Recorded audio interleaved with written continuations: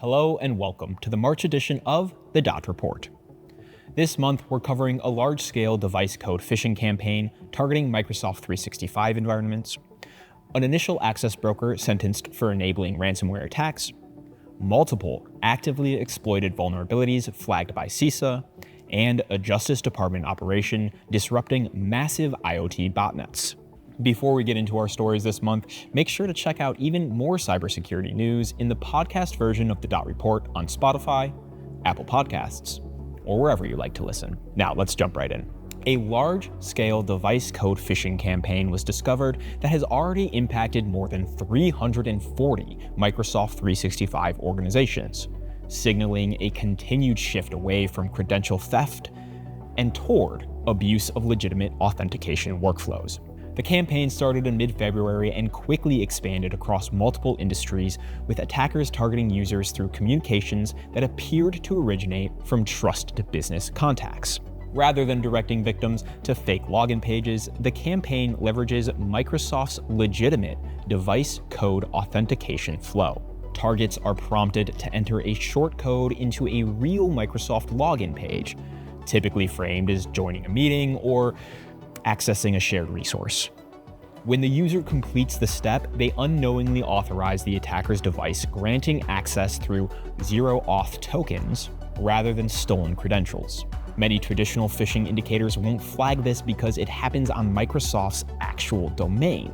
To make this work, threat actors receive valid session tokens that allow them to access Outlook, Teams, OneDrive, and other Microsoft 365 services tied to the compromised account.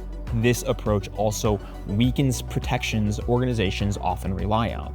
Multi-factor authentication might not even stop this attack, for instance, because the user is completing a legitimate authorization request. And once approved, the attacker's device becomes trusted, enabling continued access without repeated prompts or obvious signs of compromise. Researchers say campaigns like this are effective because they scale easily and shift the attack surface from passwords to identity workflows. Once inside, attackers can search mailboxes, harvest internal conversations, and launch additional phishing from trusted accounts, turning a single approval into broader organizational exposure.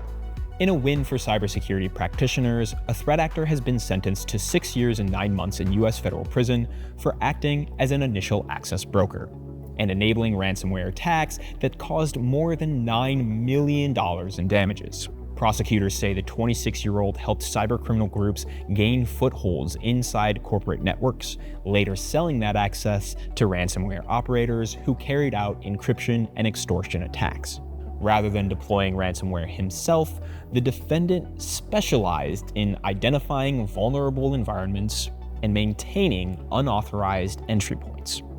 Investigators say he exploited exposed services and weak configurations, then transferred access to other threat actors. And in multiple cases, victims experienced system outages, data encryption, and then ransom demands after the handoff. The role of the initial access broker has become a key part of the cybercrime industry, as responsibilities are split across specialized threat actors, where one group focuses on intrusion and another focuses on deploying the ransomware, while others still handle negotiations and payment. This model allows campaigns to scale while lowering the technical barrier of entry for every participant along the way. Authorities say the access sold in this case enabled dozens of intrusions across U.S. organizations, contributing to both operational disruption and financial losses. The defendant was initially arrested in Italy and later extradited to the United States, where he pleaded guilty to charges related to fraud and cyber intrusion. Even with ongoing cuts, CISA has added 5 vulnerabilities affecting Apple software, Craft CMS, and Laravel Livewire to its known exploited vulnerabilities catalog, indicating these flaws are already actively being exploited in the wild. Federal agencies have been given a short timeline to apply patches reflecting the real-world risk rather than hypothetical threats. 3 of these issues impact Apple software, including a WebKit memory corruption flaw and 2 kernel vulnerabilities that could allow malicious applications to execute code or manipulate system memory. Researchers linked these weaknesses to an exploit chain used to deploy mobile malware capable of data theft and persistent device compromise. CISA also flagged a critical craft CMS vulnerability with a maximum severity score, which allows remote code execution and has reportedly been exploited as a zero-day threat. Observed activity includes attackers deploying cryptocurrency miners and proxyware, effectively turning compromised servers into infrastructure for follow-on operations. The final vulnerability affects Laravel Livewire and enables remote confirmed execution in certain configurations, with activity suggesting the flaws being incorporated into broader intrusion campaigns rather than isolated, opportunistic attacks. When vulnerabilities are added to the KEV catalog, it typically signals elevated risk specifically for internet-facing systems. The inclusion of multiple widely used platforms highlights how quickly attackers move to operationalize newly discovered flaws once exploitation becomes viable. In a major global operation, the U.S. Department of Justice, alongside international partners, disrupted the infrastructure behind 4 major IoT botnets responsible for large-scale, distributed denial-of-service attacks. Collectively, the botnets controlled more than 3 million compromised devices, including routers, IP cameras, and other internet-connected hardware. The botnets were used to launch high-volume traffic floods and rent out attack capacity to other threat actors. Investigators linked the infrastructure to hundreds of thousands of DDoS attacks, including one event that reportedly peaked at more than 30 terabits per second. Much of the firepower came from poorly secured devices running outdated firmware or exposed management interfaces. Rather than seizing individual systems, authorities targeted command and control servers and domains used to coordinate the attacks.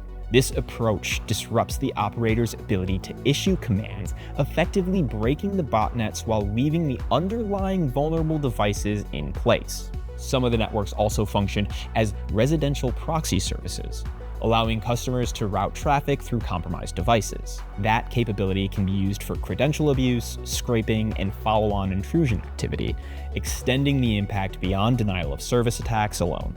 The scale of the disruption highlights how commodity IoT hardware continues to provide attackers with massive amounts of disposable infrastructure. When millions of devices can be infiltrated and taken over, even a relatively unsophisticated operator gains the ability to generate traffic volumes capable of overwhelming enterprise and cloud environments.